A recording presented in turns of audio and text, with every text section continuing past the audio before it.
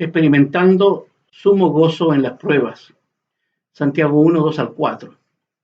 Hermanos míos, tened por sumo gozo cuando cayereis en diversas pruebas, sabiendo que la prueba de vuestra fe obra paciencia, mas tenga la paciencia perfecta su obra, para que seáis perfectos y cabales sin faltar en alguna cosa. Les saludo afectuosamente, rogando al Señor que nos sostenga y nos fortalezca en medio de estas grandes pruebas. Y no tenemos ninguna duda, y es más, podemos asegurar que Dios nos está probando como cristianos. Y la pregunta obvia en este momento es, ¿cómo podemos reaccionar y actuar ante las pruebas y aflicciones?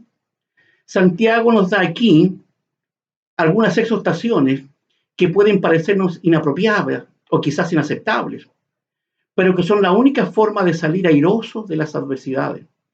Santiago, en estos versículos que he leído, se está dirigiendo a creyentes que también estaban pasando por muchas pruebas y aflicciones. Y hay aquí varias lecciones importantes que podemos aprender para sobrellevar las pruebas. Veamos algunas de ellas. Se nos llama a tener sumo gozo en medio de las pruebas. Primero aclara que todos pasaremos por aflicciones y angustias. No podemos escapar de ellas, porque no tenemos el poder ni sabiduría para controlar las circunstancias que causan las adversidades y aflicciones. Las pruebas entonces son realidades inevitables. Pero Santiago nos anima a tener una actitud de gozo en medio de las dificultades que nos han venido, sabiendo bien que nadie está contento con el sufrimiento, nadie quiere pasar por el dolor ni por la angustia. Ningún cristiano es un masoquista, nadie anda buscando el sufrimiento por placer. Santiago nos llama a no amargarnos a causa de las adversidades, sino que nos gocemos por los resultados que estas pruebas nos pueden traer. Solo con esta convicción y disposición enfrentaremos las pruebas con ese sumo gozo que aquí se nos pide. Si la prueba es una realidad en el cristiano, también el gozo debería serlo. Reconocemos que nos cuesta gozarnos cuando estamos en la prueba. No logramos sentir nada de ese gozo cuando estamos hundidos en situaciones adversas y tristes. Es claro que ninguna crisis va a motivarnos para dar gracias, ni tampoco a sentir alegría. Al contrario, cuando más analizamos y pensamos en esa prueba, más nos desanimamos y muchas veces podemos llegar a la ansiedad. Otros pueden llegar al pánico y aún algunos hasta la enfermedad. Ahí podemos ver nuestra limitación, podemos ver la debilidad que tenemos. Pero hay salida.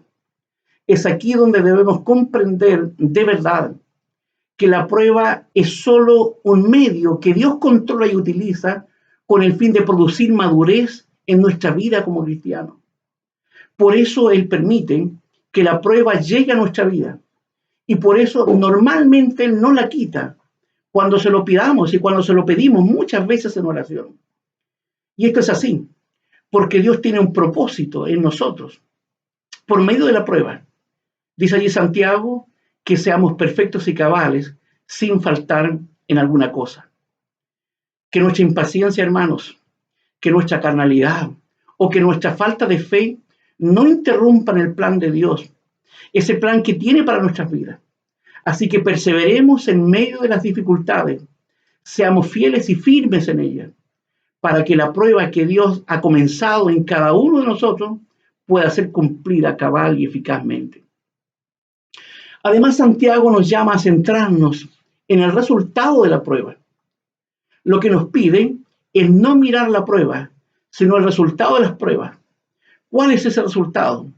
Que seamos perfectos y cabales, que seamos completos, íntegros, sin que nos falte nada de lo que debemos tener como creyentes en Cristo. Esta perfección que se nos pide no es impecabilidad, sino la perfección desde la mirada de Dios, que es vivir en toda su plenitud la vida a la cual el Señor nos ha llamado, cumpliendo así el propósito por el cual fuimos creados. Así que oremos para que el resultado de esta angustiosa crisis nos pueda mejorar como cristianos, pueda mejorarnos como familia, pueda mejorarnos como iglesia y aún pueda mejorarnos como país. Santiago nos dice que Dios busca probar nuestra fe. Este es un elemento muy importante en este texto. No somos nosotros los que estamos siendo probados, sino nuestra fe, aunque seamos nosotros los que estemos sufriendo la prueba. Pero sepamos que el Señor no se ha propuesto hacernos pasar un mal momento simplemente por un capricho de Él. No, de ninguna manera. Dios cada día está trabajando para que nuestra fe sea aprobada y para que finalmente nuestra fe sea aprobada. Todos sabemos que esto es muy importante, porque la fe es uno de los ingredientes básicos de nuestra vida espiritual. Se nos dice allí en Hebreos 11:6 que sin fe es imposible agradar a Dios. Así que necesitamos de toda la ayuda que el Señor nos pueda dar en estos momentos para tener una fe mucho más viva, una fe mucho más dinámica, una fe mucho más robusta como cristianos. Dios siempre está detrás de todas nuestras pruebas y esto lo aprendemos por la experiencia, donde no solo vemos su mano, sino que vemos más que nunca esa mano y la sentimos personalmente. La fe es probada por las pruebas y no producida en las pruebas. Las pruebas revelan qué tipo de fe tenemos, no porque Dios no sepa qué tipo de fe tengamos, sino para mostrarnos en las pruebas esa fe a nosotros mismos primeramente y después a aquellos que nos rodean y que saben además que somos creyentes fieles en Cristo Jesús. Santiago sabía que los destinatarios de su carta estaban siendo probados en aquel momento en su fe, tal como esta crisis está probando la fe también de sus hijos y de la iglesia en este momento. Aquí el objeto de la prueba era fortalecer la fe y el objetivo era el crecimiento y madurez en su vida espiritual, perfeccionados al final de la tarea y completos en todas las partes, es decir, totalmente perfeccionados, maduros en todo. Al escribirles aquí Santiago, tenía muy presente que Dios esperaba que esos conflictos los llevarían a crecer en madurez espiritual. Ese era el objetivo y el objeto al que apuntaban las pruebas en la vida, ¿cierto?, de aquellos creyentes. Y eso es también el objetivo de las pruebas en nosotros, en este día. Crecimiento y madurez, progreso y despertar en nuestra vida espiritual. Y es bueno preguntarnos, ¿qué beneficios nos pueden aportar las pruebas? ¿Para qué ellas?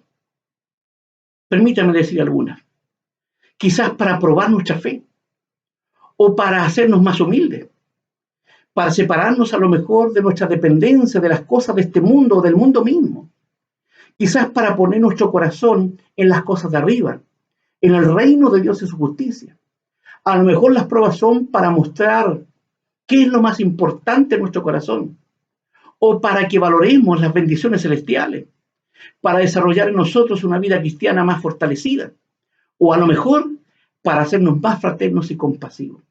Así que son muchos los beneficios que las pruebas, ¿cierto?, nos pueden aportar. Santiago además nos asegura que el gozo en las tribulaciones sí es posible. ¿De qué forma se da esto? Bueno, cuando entendemos cómo se desarrollan las pruebas, cuál es la dinámica de las pruebas, cuál es su objetivo, cuando entendemos el por qué Dios no nos quita esas pruebas que nos afligen, entonces todo tiene un sentido diferente.